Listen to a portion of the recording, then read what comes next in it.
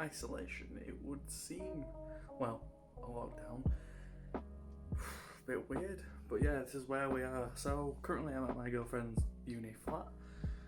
Apologies if I look a bit red. Just had a shower, she got to stay clean, obviously, that's because I was saying, but yeah, so this is where I'm going to be for the next couple of weeks, well, 3 weeks. So I will be trying to keep you updated on what I'm going to do creatively for JumpCut and whatnot going forward. So yeah, we'll see how this goes.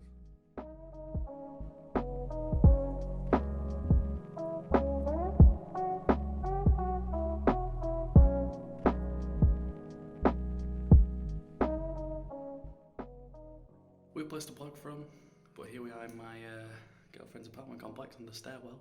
So yeah, this afternoon I've been working on a new video essay called This Is My World. It's kind of about celebrating how we escape into cinema, inhabit world characters, and how it gives us joy, basically. So yeah, that's what I've been working on.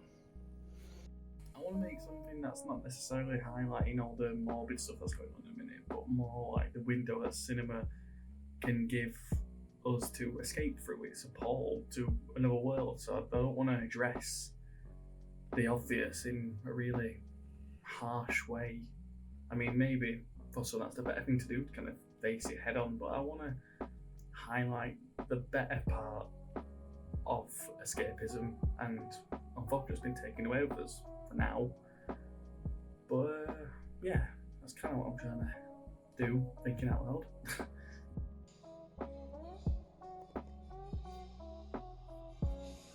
Today we thought it would be nice to do an episode where he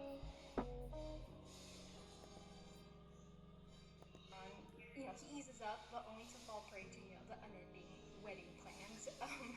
So long story short, his role as a father, you see him, his role as he's always known it, sharing a place of a girl.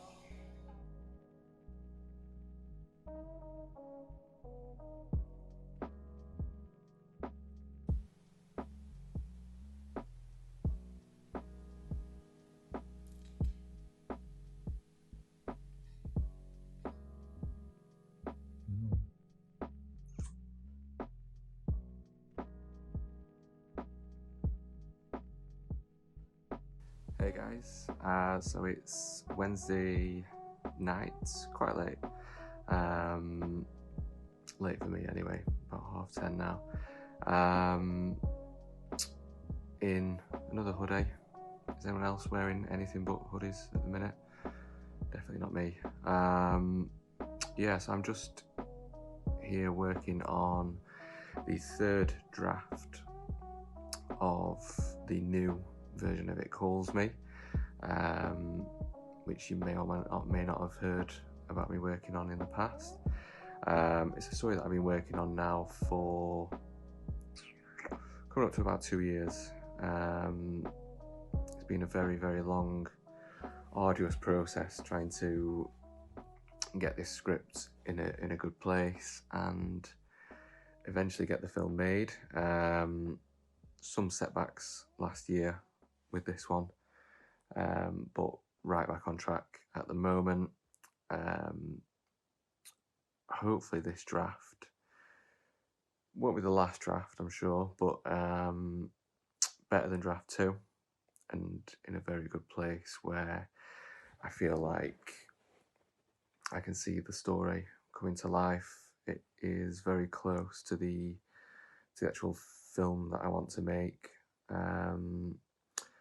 So yeah, the last draft that I did, draft 2, back in January, was a pretty good draft, I would say. I was pretty happy with it. The people who read it were happy with it as well. But there's still tweaks to be made and things to be adjusted. I've kind of put all of that into place from the feedback that I got. So we're going to see how this draft goes when I send it to powers that be that decide when it's done, essentially.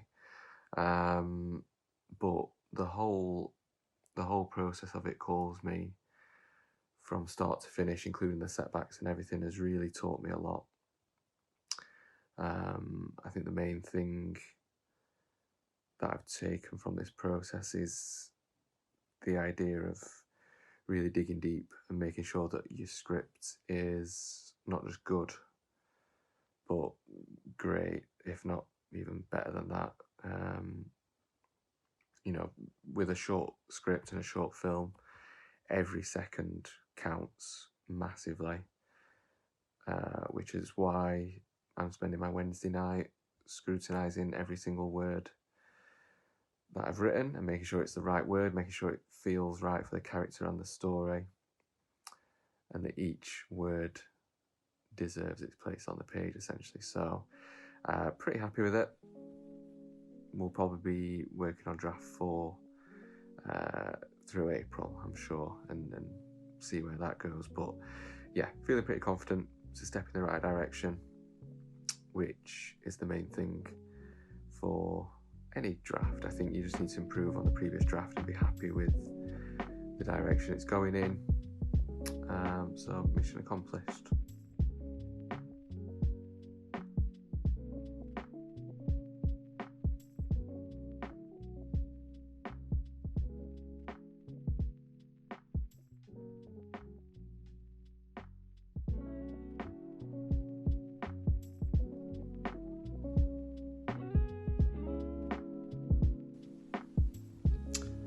Hey, so I am just holed up at home today, doing a bit of work for Celador Film Festival.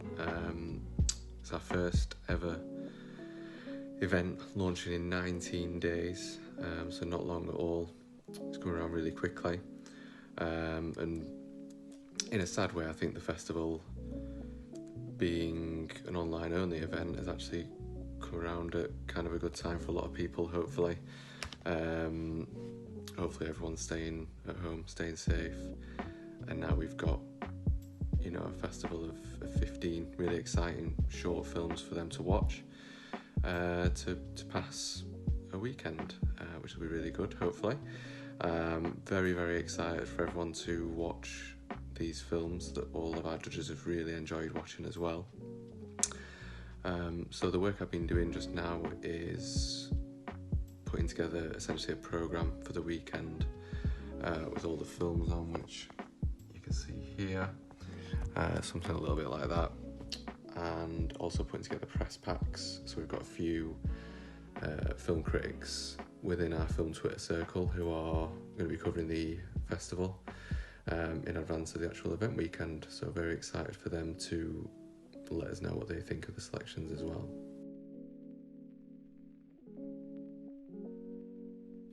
Hello there. I was asked by Sam to talk a little bit about what I do for JumpCut Online, so I thought I would just hop on and see what I can tell you. So first off, I'm Rhys. I've been with JumpCut for nearly 4 years now. I started in August of 2016, and I remember I wrote a review of Star Trek Beyond and sent it to Jacob and Nick. Maybe it was just Jacob at the time, I can't remember. And I remember I wrote it in an airport waiting area in Florida. And I remember I was trying really hard. I wanted to really come across as a really sophisticated writer. But that got me in.